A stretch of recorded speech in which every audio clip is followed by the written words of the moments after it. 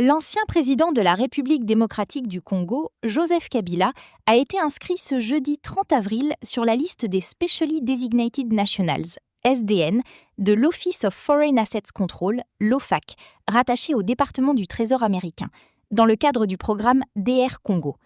Selon les autorités américaines, cette décision s'appuie sur des dispositions de l'Executive Order 13413, modifiée par l'Executive Order 13671, et vise les personnes accusées de soutenir des groupes armés et de contribuer à l'instabilité dans l'est de la RDC, notamment le M23 et l'Alliance Fleuve Congo, AFC. Cette désignation entraîne des conséquences immédiates, le gel de tous les avoirs de Joseph Kabila sous juridiction américaine, ainsi qu'une interdiction formelle pour toute personne ou entité américaine d'effectuer des transactions avec lui. Cette mesure internationale intervient dans un contexte politique et judiciaire déjà tendu pour l'ancien chef de l'État. Elle s'ajoute à la suspension de son parti politique, le Parti du peuple pour la reconstruction et la démocratie, PPRD, ainsi qu'à la saisie de certains de ses biens décidés par les autorités congolaises. Par ailleurs, Joseph Kabila a été condamné à mort par contumace en octobre 2025 par la Haute Cour militaire pour des faits présumés de trahison, de crimes de guerre et de participation à un mouvement insurrectionnel. Cette série de décisions nationales et internationales marque un tournant majeur dans le dossier de l'ancien président, désormais au centre de plusieurs procédures judiciaires et sanctions politiques. RDC, Washington sanctionne l'ex-président Kabila, l'accusant de semer l'instabilité en soutenant le M23. Les États-Unis ont sanctionné ce 30 avril l'ancien président de la République démocratique du Congo, RDC, Joseph Kabila, l'accusant de semer l'instabilité dans son pays en soutenant le groupe armé M23, selon un communiqué de l'OFAC, agence du département du Trésor des États-Unis. L'ex-président congolais Joseph Kabila, qui a dirigé la RDC de 2001 à 2019, figure désormais sur la liste noire des personnalités visées par des sanctions économiques de l'Office of Foreign Assets Control, l'OFAC, un service gouvernemental américain. Washington estime que l'ex-dirigeant cherche à déstabiliser le gouvernement de RDC en soutenant le M23 et l'AFC, son bras politique. L'OFAC souligne également qu'il a vécu sous la protection du M23 l'an dernier, à Goma, bastion du groupe armé dans l'est du pays.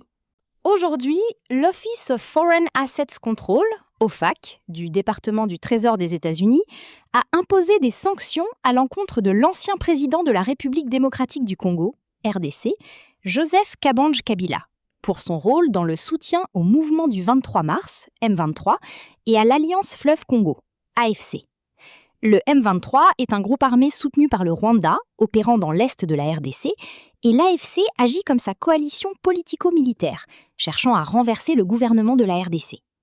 Le M23 et l'AFC ont alimenté l'instabilité politique et les conflits violents dans l'est de la RDC, entraînant la mort de milliers de civils et une crise de déclassement massif de population, peut-on lire dans le communiqué, ici en anglais. Ceux qui continuent de semer l'instabilité devront rendre des comptes.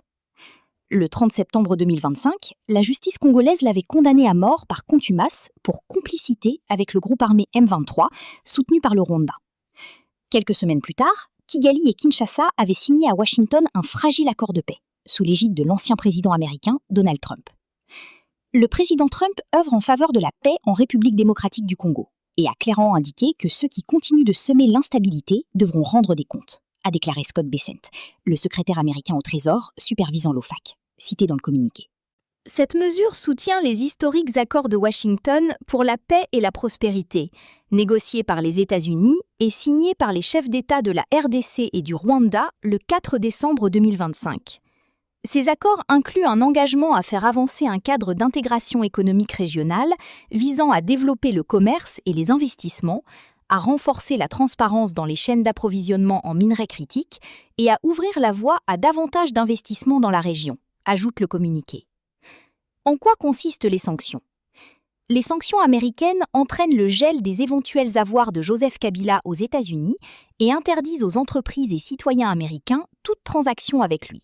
À la suite de cette mesure, tous les biens et intérêts patrimoniaux de la personne désignée ou bloquée mentionnés ci-dessus, situés aux États-Unis ou en la possession ou sous le contrôle de personnes américaines, sont bloqués et doivent être signalés à l'OFAC. De plus, toute entité détenue, directement ou indirectement, à 50% ou plus par une ou plusieurs personnes bloquées, est également bloquée. Sauf autorisation délivrée par une licence générale ou spécifique de l'OFAC, ou exemption, les règlements de l'OFAC interdisent généralement toutes les transactions effectuées par des personnes américaines ou sur le territoire des États-Unis ou en transit, impliquant des biens ou intérêts patrimoniaux de personnes bloquées, précise le communiqué.